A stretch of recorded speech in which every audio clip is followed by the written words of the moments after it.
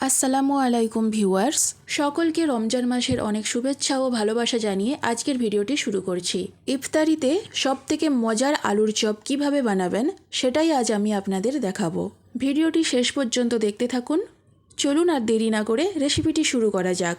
আলুর চপ বানানোর জন্য আমি প্রথমেই একটা পাত্রে 2 কাপ বেসন নিয়ে নিলাম। বেসনের মধ্যে দিয়ে দিলাম একটু নুন আর সামান্য একটু বেকিং সোডা। শুকনো উপকরণগুলো বেসনের সঙ্গে খুব ভালো করে মিশিয়ে নেব। এরপর একটু একটু জল দিয়ে বেসনের একটা ব্যাটার বানিয়ে নেব। প্রথমেই একটু জল দিয়ে বেসনটাকে আটা মাখার মতো শক্ত করে মেখে নিতে হবে।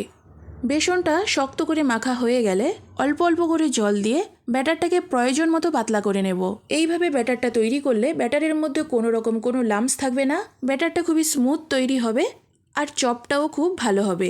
এরপর 5 থেকে 6 মিনিট ধরে ব্যাটারটাকে খুব ভালো করে ফেটিয়ে নিতে হবে। ব্যাটারটা যত ভালো করে ফেটানো হবে চপটাও কিন্তু ততটাই ভালো ফুলবে।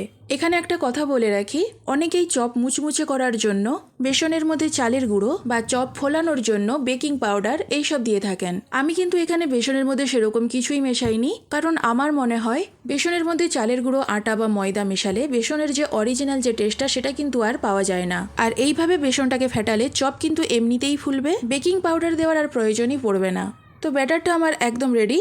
এরপর ব্যাটারটাকে ঢাকনা দিয়ে কিছুক্ষণ রেস্টে রেখে দেব। এদিকে একটা কড়াইতে সাদা তেল দিয়ে তেলটাকে কিছুক্ষণ গরম করে নিয়ে 1 মুঠো চিনে বাদাম ভেজে তুলে নেব।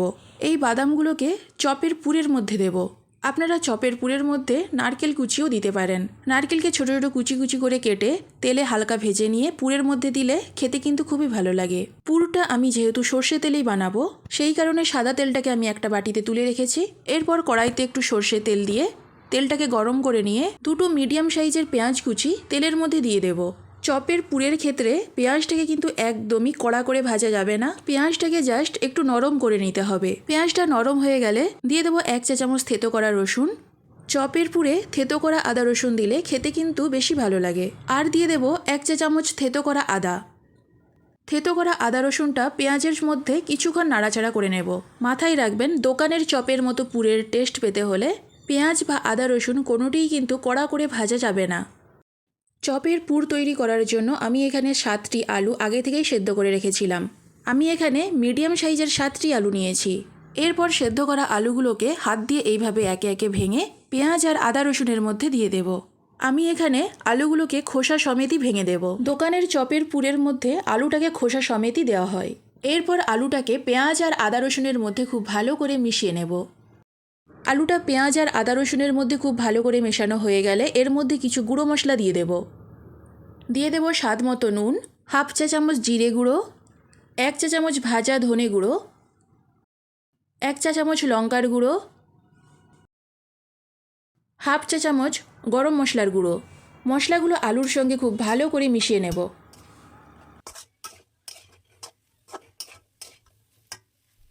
হলুদ গুঁড়োটা প্রথমে দিতে ভুলে গিয়েছিলাম, আমি এখানে 1/4 চা চামচ হলুদ গুঁড়ো দিয়ে দিলাম। সব মশলাগুলো আলুর সঙ্গে খুব ভালো করে মিশিয়ে নিতে হবে।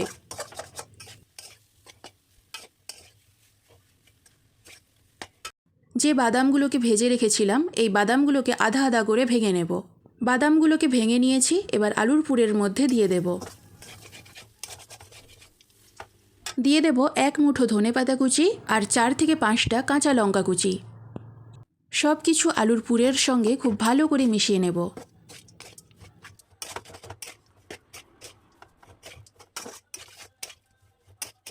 সব কিছু খুব ভালো করে মেশানো হয়ে গেলে আমাদের চপ তৈরির জন্য আলুর পুর একদম রেডি। এরপর একটা পাত্রে পুরটাকে ঢেলে নেব এবং চপ তৈরির জন্য পুরটাকে গোল গোল বলের আকারে শেপ দিয়ে নেব। দোকানের আলুর চপের শেপটা কিন্তু একটু চ্যাপ্টা হয়, তবে আমি আজকে আলুর চপগুলো বলের শেপ দিয়েই তৈরি করব, কারণ বলের মতো শেপটা আমার বেশি ভালো লাগে।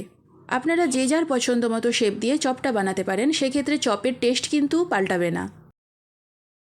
বেশিরভাগ চপগুলো আমি এই গোল বলের শেপে তৈরি করব, আর আপনাদের দেখানোর জন্য কয়েকটা চপ দোকানের মতো চ্যাপ্টা শেপ দিয়েও তৈরি করব। ওপর থেকে কিছু শুকনো বেসন ছড়িয়ে দিলাম। এইভাবে শুকনো বেসন ছড়িয়ে দিলে পুরের গায়ে ব্যাটারটা খুব ভালো করে ধরবে।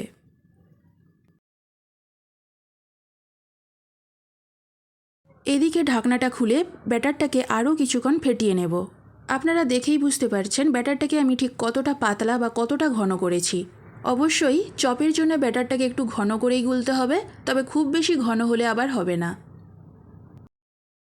কড়াইয়ের মধ্যে তেল বসিয়ে দিয়েছিলাম, তেলটা গরম হয়ে গেছে। এরপর এক একটা পুরের বল নিয়ে বেসনের মধ্যে ডুবিয়ে তেলের মধ্যে ছেড়ে দেব।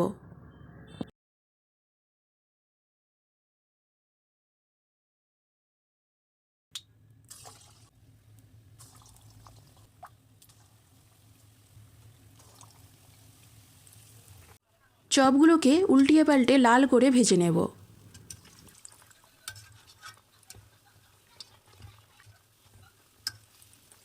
এইভাবেই আমি সব চপগুলোকে তৈরি করে নেব।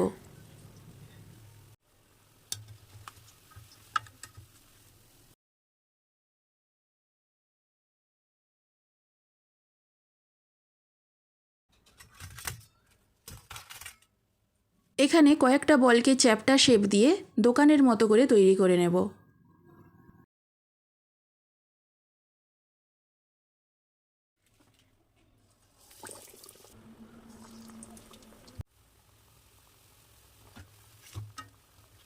তো ফাইনালি সব আলুর চপগুলো আমার তৈরি করা হয়ে গেছে। বাড়িতে এইভাবে চপ বানান, স্টেপ বাই স্টেপ এইভাবে ফলো করে চপটা বানালে বুঝতে পারবেন আজকের চপটা খেতে কতটা মজার হয়েছিল। রমজান মাস চলছে, ইফতারিতে এইভাবে চপ বানান। এই চপ একবার খেলে দোকান থেকে কিনে চপ খাওয়ার কথা ভুলেই যাবেন। আজ এই পর্যন্ত, দেখা হবে পরবর্তী কোনো রেসিপি নিয়ে। সকলেই খুব ভালো থাকবেন, সুস্থ থাকবেন।